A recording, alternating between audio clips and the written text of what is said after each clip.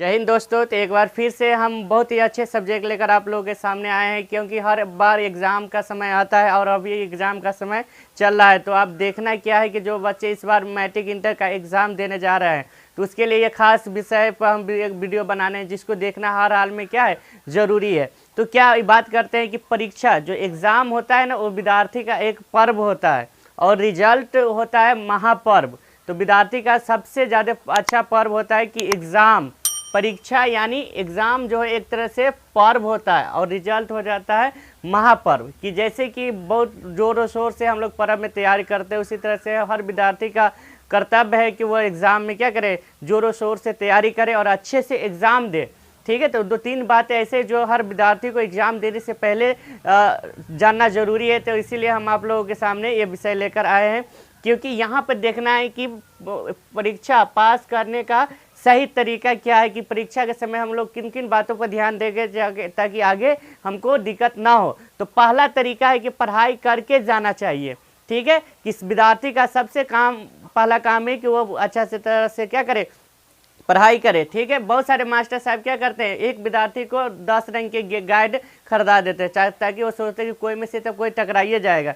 तो लेकिन ऐसा नहीं करना है, कि कोई अच्छा सा गाइड ले ले, MBD के हो या BVD के, या कोई भी जो टीचर कहते हैं अच्छा से एगो गाइड ले ले, और उस गाइड को 10 गाइड से पढ़ने से अच्छा है कि एक ही गाइड को 10 बार ही पढ़े। और कोई भी मास्टर या कोई भी किताब या कोई भी गाइड या कॉपी में क्या होता है, हर किताब में आपको 80% तक क्या करता है, टकराता है, और 20% बच्चा को अपना मन से यानी दिमाग से क्वेश्चन लगाना होता है। 20% जो है ना, वो बच्चा को क्या करता है, दिमाग से क्वेश्चन देना होता है। ठीक है, या वो किताब से याद किया हो, या एक्स्ट्रा नॉलेज हो, या कहीं से जो क्लास में पढ़ाया गया, जो लिखाया नहीं गया, सिर्फ समझाया गया, उसके अनुसार से 20 नंबर का क्वेश्चन क्या करना होता है, देता है। तो सबसे पहला तरीका है कि अगर हम पढ़ के जाएंगे तो हमारा हिम्मत बना रहेगा और एकदम बिंदास कॉन्फिडेंस के साथ हम लोग क्या करेंगे, सेंटर पर जाएंगे। ठीक है, दूसरा तरीका है कि समय से पहले 1 घंटा पहले क्या करना है, सेंटर पे जाना है। बहुत सारे बच्चे कहते हैं कि आधा घंटा पहले चले जाएंगे, तो ऐसा नहीं करना चाहिए। रूम से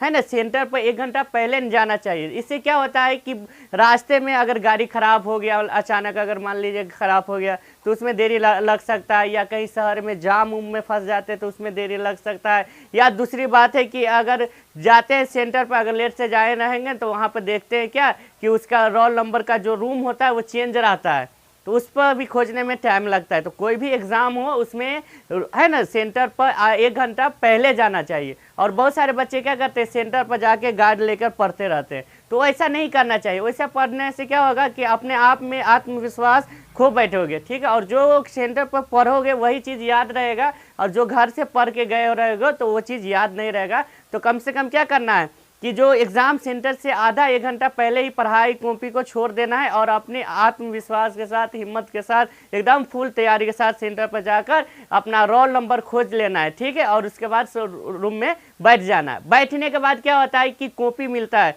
पहले क्वेश्चन कॉपी, तो उस पर जो रोल नंबर रोल कोड सब लिखना है वो लिखना हर हाल में ज़रूरी है। और एग्ज़ाम में ब्लू और काला पेन का यूज करना है, लाल पेन कभी भी ज़िंदगी में एग्ज़ाम के टाइम में नहीं करना है। ठीक है, तो लिख लेना है। उसके बाद जो क्वेश्चन देगा, तो क्वेश्चन पेपर को पढ़ने का टाइम 15 मिनट सरकारी टाइम है, लेकिन हम लोग क्या करेंगे, 15 मिनट ना देकर 10 मिनट ही क्वेश्चन को पूरा पढ़ेंगे। ठीक है, पढ़ने के बाद जो अच्छा लगेगा, ठीक है, जो हल्का लगेगा उसको हम क्या करेंगे, उसमें जवाब देंगे। ठीक है, अब बहुत सारे विद्यार्थी क्या करते हैं कि पहले लाइन से जगह छोड़ देता है, जैसे 1 के लिख लिए, 2 के लिख लिए, 3 के नहीं आए तो 3 के लिए कॉपी में जगह छोड़ देते, फिर 4 के लिखते हैं, फिर 5 के लिखते हैं। तो ऐसा नहीं करना है। अगर हमको 1 के नहीं आ रहा है, पहले 3 के आ रहा है, तो हम क्या करेंगे, पहले 3 नंबर क्वेश्चन को लिखेंगे। लिखने के बाद उसके बाद जब हमको याद आ जाएगा कि नहीं 1 का भी सही है, तो 1 नंबर दे के उसका भी आंसर क्या करना है, लिखना होगा। ठीक है, तो ये बात सब बहुत सारे ध्यान में रखना है। ठीक है,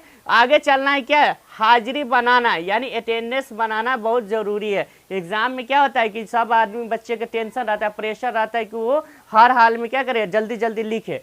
तो अच्छा से लिखना है, थोड़ा सा टाइम के ध्यान में रखना है। और उसके बाद जब बच्चा एग्ज़ाम देता ही रहता है, तो उसी समय है ना, एक रजिस्टर घूमता है चारों तरफ। ठीक है, हर बच्चे के पास हो जाता है, वहाँ के जो गार्ड होते हैं वो लेकर जाते हैं, वहाँ के टीचर लेकर जाते हैं, किस पे, अपना रोल नंबर रोल कोड ही बनाना है। तो बच्चे लिखने में भूल जाते हैं, लेकिन उसको हाजिरी अटेंडेंस उस एग्ज़ाम हॉल में बनाना हर हाल में जरूरी है। अगर नहीं बनाओगे तो फिर एग्ज़ाम देना बेकार हो जाएगा। तो ध्यान रखना है, 2 मिनट क्या करना है, कम में लिखना है, लेकिन अटेंडेंस बनाना बहुत ज़रूरी है। ठीक है, अगला पॉइंट है कि समय से पहले जमा नहीं करना है। जैसे एग्ज़ाम का टाइम होता है 3 घंटा, ठीक है, तो बहुत सारे जो तेज बच्चा होते हैं, ओवर कॉन्फिडेंस वाले बच्चे होते हैं, तो वो क्या करते हैं, अगाड़िए जमा कर देता है, आधा घंटा पहले ही, अढ़ाई घंटा में जमा कर देता है। तो उससे देखा हुआ क्या होता है, कमज़ोर जो बच्चा रहता है वो क्या करता है, वो भी सोचता है कि नहीं वो तेज है तो वो जमा कर देता, हम क्या करें, जमा कर देते। ऐसा नहीं करना चाहिए। जो टाइम आपको मिला है 3 घंटा का, 3 घंटा के